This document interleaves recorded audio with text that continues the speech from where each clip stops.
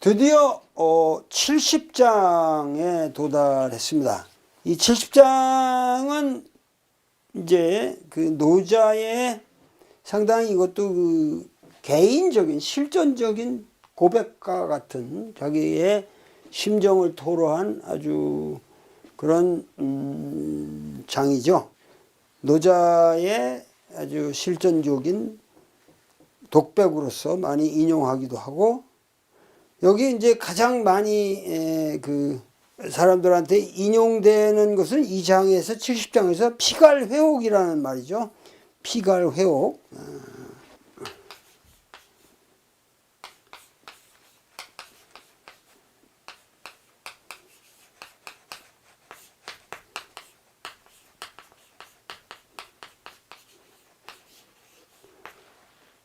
아주 대표적인 노자, 이 도가적인 삶을 사는 사람들의 그 인생관을 표현하는 말로서 잘 인용이 되죠.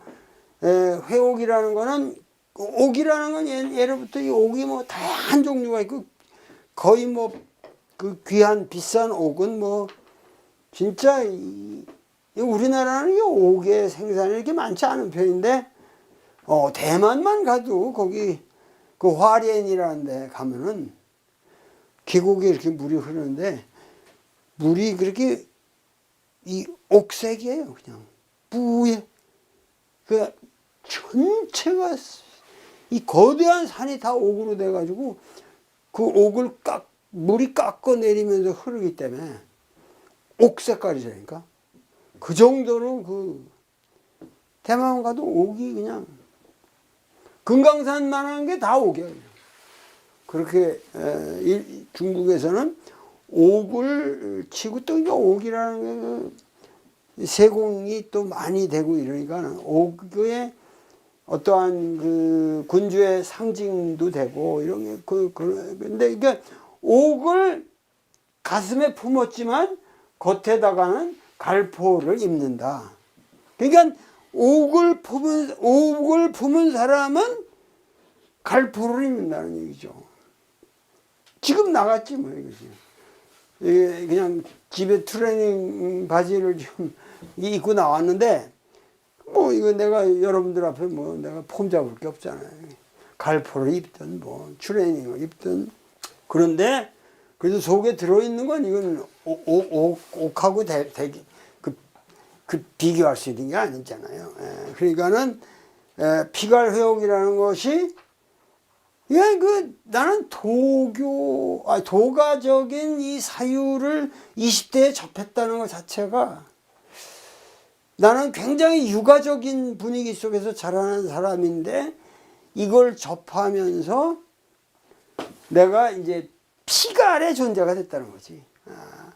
갈포를 거치든 뭐 하든 I don't care. 그냥 그런 것이 그냥 놔버리고 사는 거죠. 놔버리고 사는 거.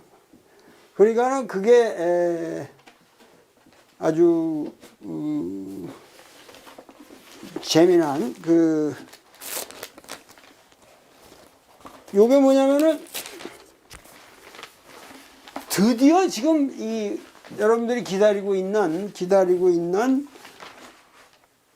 이 동경대전 1, 2권이 지금 인쇄가 거의 끝나가요. 그러고서 지금 표지도, 이거 표지 만드는 게 보통 어렵지 않습니다. 이거 표지 만드는데 요번에 아주 성공적으로 빠진 것 같아요. 이렇게 해가지고 표지를 만들었는데, 그러니까 요게 지금 3개인데, 표지가 큰 건데, 요렇게 잘라서 하면은 여기가 이제 정면이 되는 거죠. 정면이 되고, 여기가 앞날개가 되고, 여기가 세네카라고 이 책 가운데 이게 되는 거죠. 이게 이렇게 두꺼운 책이에요, 이게. 이렇게 두껍고, 이게 뒷표지가 되고, 뒷표지의 날개. 요렇게 되는데, 잘 나온 것 같아요. 그래서 금박으로 해가지고 일하고, 두 번째 거는 이제 제 2권은 은으로, 은 색깔로 해서 이렇게 하는데 표지가 근데 잘 나온 것 같아요. 이 정도면은 보통 이렇게 쉽지 않습니다. 이 정도 나오기가.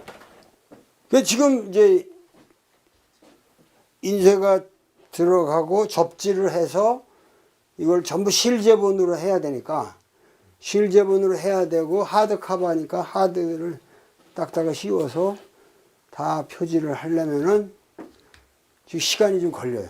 시간이 걸려서 열흘 내지 2주는 걸립니다. 그래서 정말 이번 책은 나오면은 여러분들의 어떠한 그 삶의 획기적인 어떠한 기준을 제공할 수 있는 그런 작품이라고 생각이 돼요. 내가 오늘도 여기를 나오는데 그 경주에서 전화가 왔어요. 경주에서 해월 최시영 선생의 생가가 그 경주 시내 황홀이라는 데 있거든요.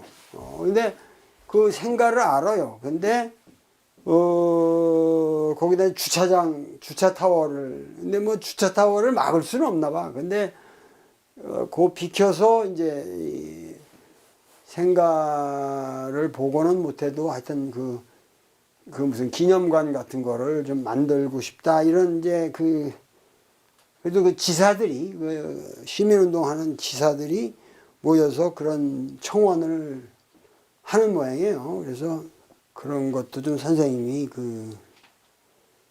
좀 관심을 가져주셨으면 좋겠다고 그러는데 황성공원이라고 경주에 큰 시민공원이 있어요. 그 황성공원이라는 게 그 시내 안에 있는데 거기에 이미 엄청나게 해월 선생의 동상이 있거든요. 제막되어 있어가지고 박정희 시대 때 된 건데 해월에 설법하고 이런 그림도 있고 뭐 그런 거 해가지고 동상이 있고 그 옆에 이렇게 했는데 그 해월 선생 그걸 설명하는 아무 글도 없고 거기에 그 해월에 대한 소개 뭐가 없는 거예요. 거기에 아주 거대하게 잘 만들어 놨는데 해월 선생의 그래서 그게 뭔지 거기 경주 시민들이 모른다 이거야. 이게 뭔지 이 사람이 누구며 왜 여기에 이 사람이 이렇게 크게 되어 있는지 모른다. 그래서 이 사람들이 시민단체에서 거기 팻말을 안내 팻말을 붙여서 시민들이 오다 가다 알 수 있게 그걸 어떻게 하냐 이런 거 가지고 고민이 많은데 도울 선생이 이걸 만약에 해주신다면은 뭐 아무도 군말 안 할 테고 그러고 보다 좀 멋있게 전달이 될 것이다. 나는 그런 팻말들을 이런 거 보면은 아주 객관적인 것도 필요하지만은 그 건물마다 뭐 하면은 뭐 무슨 지붕에다가 공포가 어쩌고 맨 이런 이상한 것들만 써놓고 연도에 그리고 정확하게 그 팩트를 알려주는 것도 아니고 그래서 내가 나주의 정도전의 귀향지에다가는 멋있게 그걸 알 수 있는 이걸 해줬거든. 그리고 원광대학 다닐 때 이제 그 주변에 좀 했고 그런데 그런 거는 내가 이 공적인 일이니까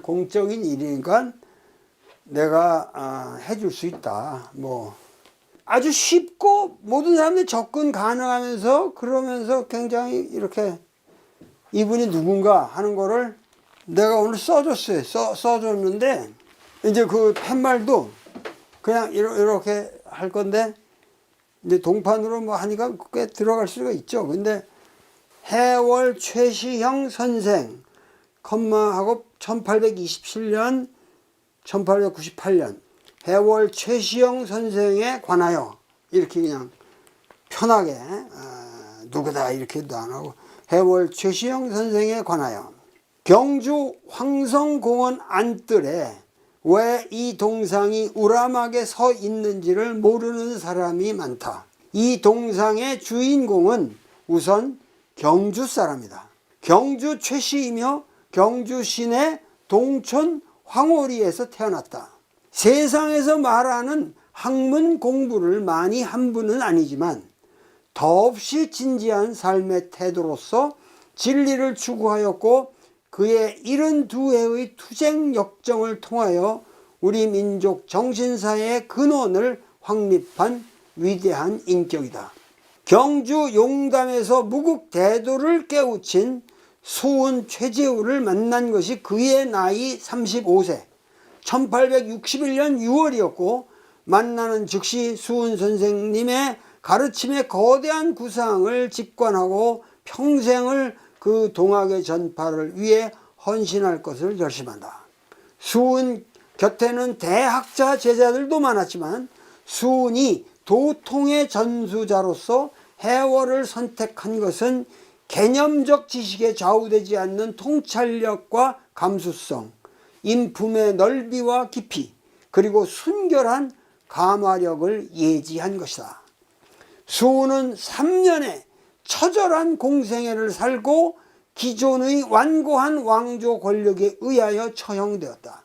그러나 수훈은 해월에게 고비 원주를 명하였고 그의 도가 해월을 통하여 인류 전체에게 펼쳐질 것이라고 확신하였다. 해월은 1864년 봄부터 1898년 여름에 이르기까지 35년 동안 줄곧 관원을 피해 도망 다니면서 동학을 조직하고 펼쳤다. 그중 가장 위대한 사업이 바로 수훈 선생의 저수를 동경대전이라는 제목으로 인쇄하여 펴낸 것이다. 이 동경대전이라는 책자로 인해 수훈의 가르침은 왜곡되지 않고 영원히 조선의 대지 위에 각인될 수 있었다. 동학의 사람들은 이미 19세기 중엽에 인류가 추구하는 모든 근대적 가치를 훨씬 수준 높게 완성하였다. 서양은 기껏해야 신 앞에 인간이 모두 평등하다는 이론까지 밖에는 없다. 그러나 이들은 신과 인간의 평등이 확보되어야만 인간이 모든 폭력과 압제로부터 벗어날 수 있다는 근원적인 정신혁명을 주창한다. 그것이 바로 인내천의 사상이다. 이러한 사상의 지원 속에서 동학농민혁명이 태어났고 왕조 체제가 근원적으로 청산되었고 3.1 독립 만세혁명이 일어났고 대한민국 임시정부가 결성되었고 개화기의 모든 평등 사상이 태동되었으며 최근 새의 촛불혁명에까지 그 사상이 면면이 이어졌다. 동학 사상이야말로 20세기 모든 곤욕로운 세계사의 압박 속에서도 고조선으로부터 내려오는 우리 민족의 가능성이 세계를 향해 웅비할 수 있는 근간이 된 것이다. 소파 방정환의 어린이운동, 부녀자의 존중, 향하 설위, 밥 한 공기가 곧 하느님이라는 사상이 모두 해월의 사상에서 유래된 것이다. 해월 최시영 선생은 우리 민족 모두의 정신적 고향이며 미래적 이상이다. 그의 사상은 이 한마디이다. 사람을 하느님처럼 섬겨라. 2021년 4월 이 땅의 철학자 도울 김용옥 쓰다. 하여튼 우리나라에서 나가는 아마 문안하고 문건도 문안하고 경주 사람들한테 프라이드도 줄 수 있고 그리고 그 의미가 전달이 되잖아요. 그래서 아마 우리나라 공원 같은데 나간 그런 간판으로서는 안내 간판으로는 특이한 좋은 작품이 될 겁니다. 그래서 앞으로 우리 사회가 이런 곳곳에서 이런 것들이 이렇게 발전적으로 이런 것들이 되면은 길거리 지나다니는 어린애들도 그거 한번 읽고 감동을 받아서 해월 이상의 인격이 될 수도 있는 거예요. 그러니까 그러한 것을 이 문화적으로 이런 걸 만들어낸다는 거죠. 21세기에 우리가 해야 될 거는 이런 문화를 삶 속에서 걸어가면서 느낄 수 있게 만드는 그런 그것이 바로 우리가 지향하는 세계다. 여기 말하기를 나의 말은 심히 알기 쉽고 이행이라 쉼이 행하기 쉽다. 이지하고 이행한다. 내 말은 알기 쉽고 행하기 쉬운 거예요. 도리 말하는 게 뭐 어려운 거 없잖아요. 노자를 내가 다 풀이해 드리잖아요. 그런데 천하 사람들이 그거를 막능지하고 막능행이라. 천하 사람들이 난 정말 알기 쉬운데 행하기 쉬운데 천하 사람들이 능히 아는 사람이 없고 행하는 사람이 없다. 이게 항상 사상가들의 고뇌죠. 고뇌고, 그런 그 사상가들은 정말 죽으라고 노력을 하고 죽으라고 고생하는데 정말 지원이 없는 것 같아요.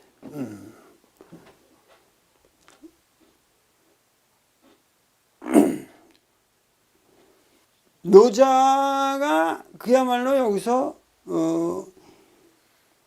나의 말은 이지, 알기 쉽고 행하기 쉬운데 천하 사람들이 능히 알아주지를 않고 행하지를 않는다. 그러면서 하는 말이 언유종 사유군이라고 그랬죠. 말에는 그 본원이 있다는 거예요. 종이 있다는 거죠. 여기서 종이라는 거는 으뜸이니까 그 본원이 있다. 말에는 본원이 있고 일에는 원칙이 있다. 군이 있다.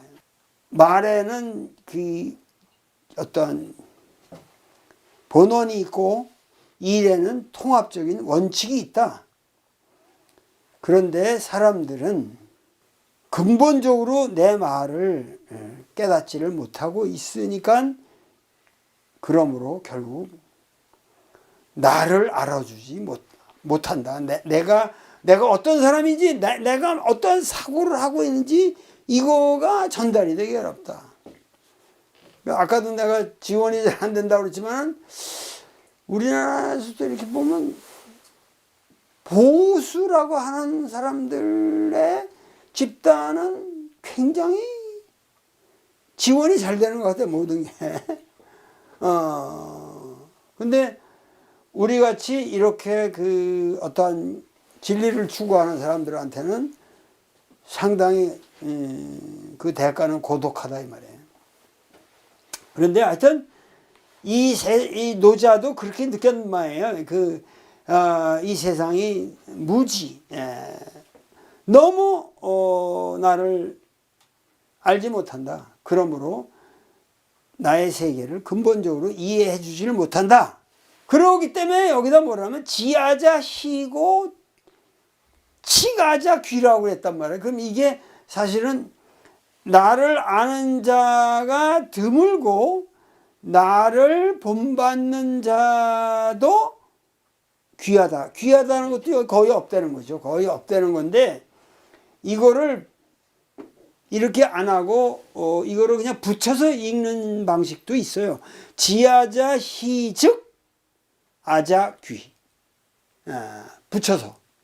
근데 사실은 이것도 상당히 좋은 그 독법 같아요. 그러니까 앞에서 계속 이렇게 해서 나를 알아주지 못한다. 그래서 나를 알지 못하기 때문에 나를 알 까닭이 없다. 그런데 그래서 나를 아는 자가 적으면 적을수록 나는 귀하게 되는 것이다.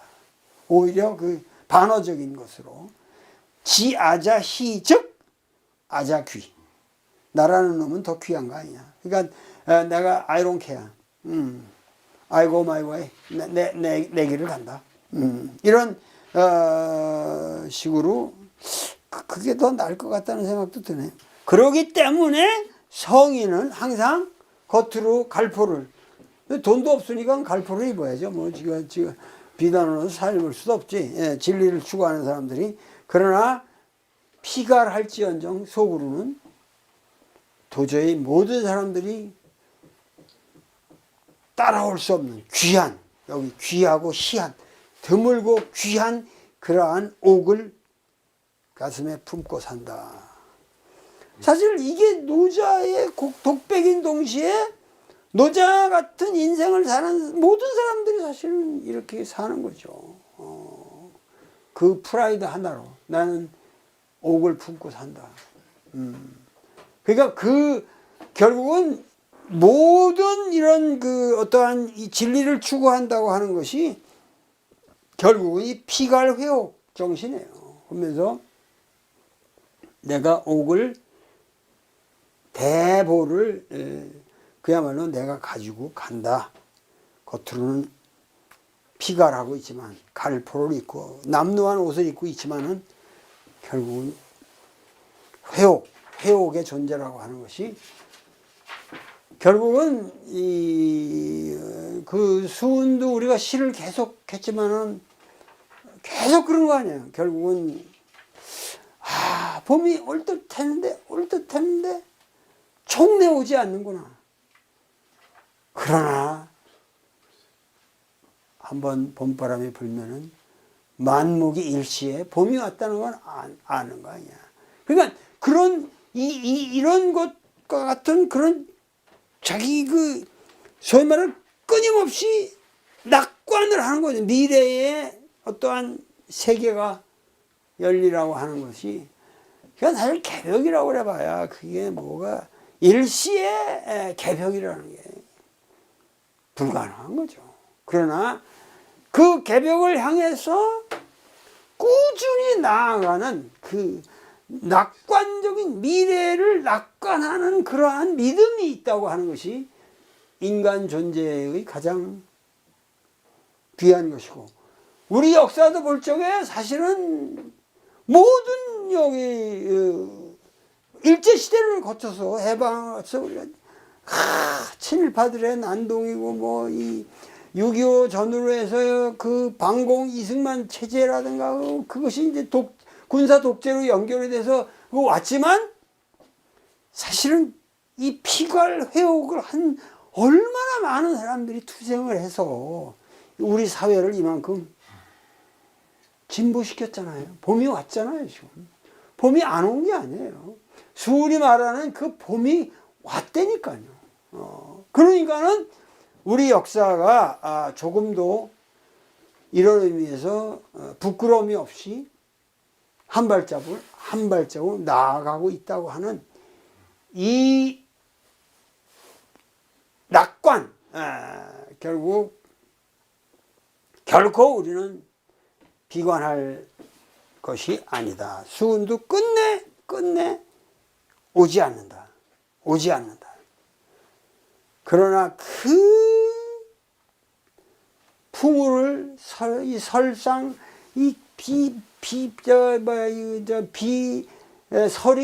설이 눈을 다 거치고 결국은 봄은 온다 하는 것이 결국은 수훈의 결국 대망 희망이었는데, 동학사상은 그것이 단순한 그런 말로써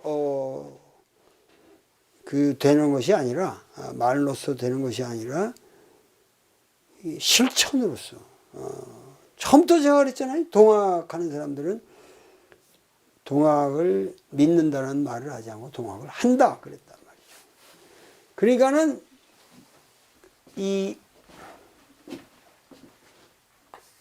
여기서 뭐 얘기하고 하지만 이 예수와 바울의 가장 큰 차이가 있어요. 예수와 바울의 가장 큰 차이가 뭐냐면은 쉽게 얘기하면 예수는 말을 안 했다고. 사실은 말을 하는 게 아니라 예수는 이 사람은 모든 거를 실천으로 보여주는 사람이에요. 함이거든. 한 거고, 바울은 뭐예요? 전체가 말입니다. 말. 구라로 나불나불. 그러니까 지금 바울의 편지들을 보면은 그 레토릭이 압도적이거든.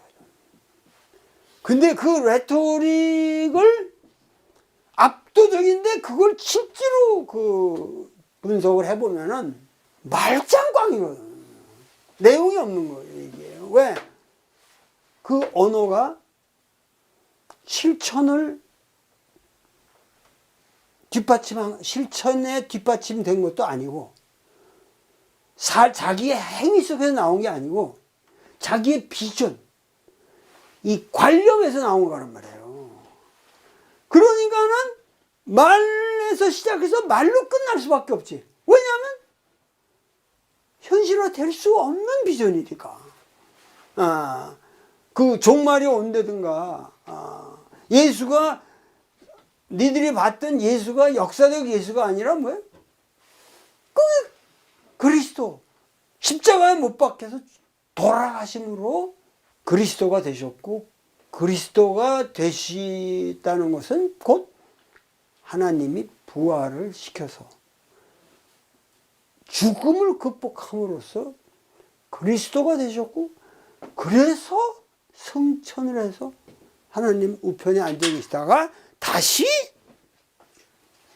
이 세계를 심판하러 오신다. 그러니까 이 세계를 심판하러 오신다라는 이 종말론 사상이라는 것은 사실은 그 유대인들의 멘탈리티에 의하면은 그것은 다윗 왕조를 건설한다는 거예요. 다윗 왕조를 건설한다는 거예요. 그게 허황된 거죠. 허황된 얘기죠. 다윗 왕조를 건설하는 거하고 우리 인류의 개벽하고 무슨 상관이 있습니까?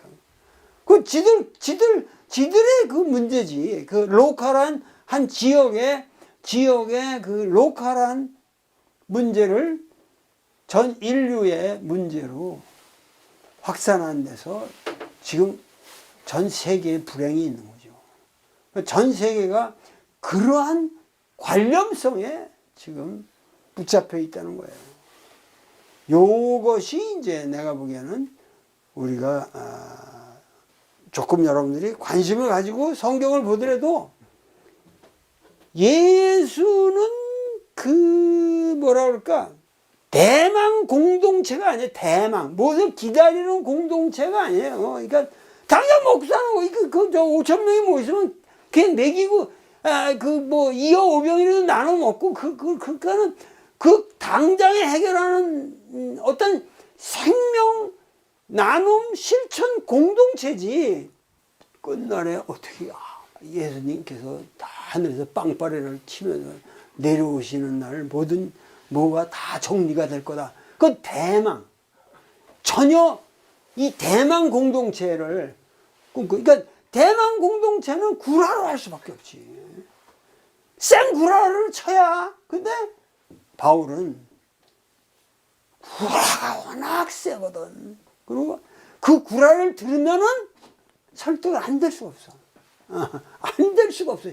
바울의 편지를 보면 구라가 워낙 세니까 안 될 수가 없는데, 문제는 바울이 그렇게 해서 교회를 만들잖아요. 그러면 그냥 지나가고 나면은 뭐냐 이거야.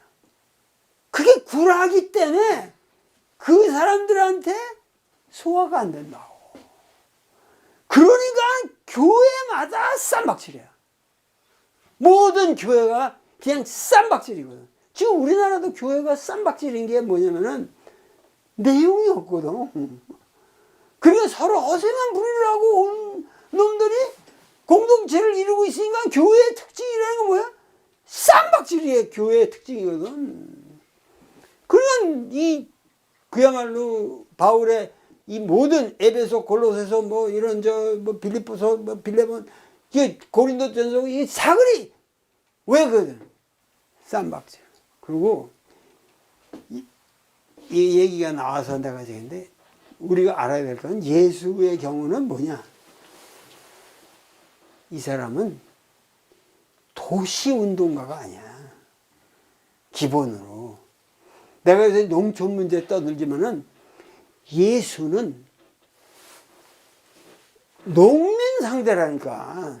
갈릴리의 민중이라는 게, 갈릴리가 유일하게 그 이스라엘에서, 팔레스타인에서는 거기만 농민이 있다고. 농토가 딴 데는 없어요. 다 사막이고. 그러기 때문에 여기서 집약적으로 세금을 걷어가고 이 식량을 뺏어가니까 거기서 흩어지는 이 불쌍한 농민. 그러니까 뭐가 뭐 씨 뿌리는 자의 비유니 맨날 뭐 겨자씨니 뭐 모든 게 다 농민이 알아들을 농민의 비유잖아. 그리고 뭐 잔치 벌리고 뭐 또 탕자가 돌아와서 뭐 더 잔치 벌리고 이런 것들 전부가 농민의 언어들이라고. 가보 농민혁명과 같은 그런 농민의 문제라니까. 근데 바울은 어떻게 돼요? 철저히 도시죠. 엘리트 도시들을 다니면서 거기서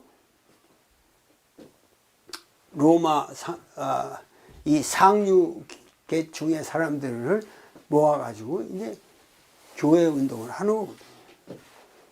그게 맨날 쌈박질, 맨날 개입하고, 맨날 여기서 실제로 오냐 안 오냐, 이거 왜 언제 이게 파루시아가 재림이 되느냐, 어떻게 이런 건 만나면 논쟁하고 쌈박질하게 되니까.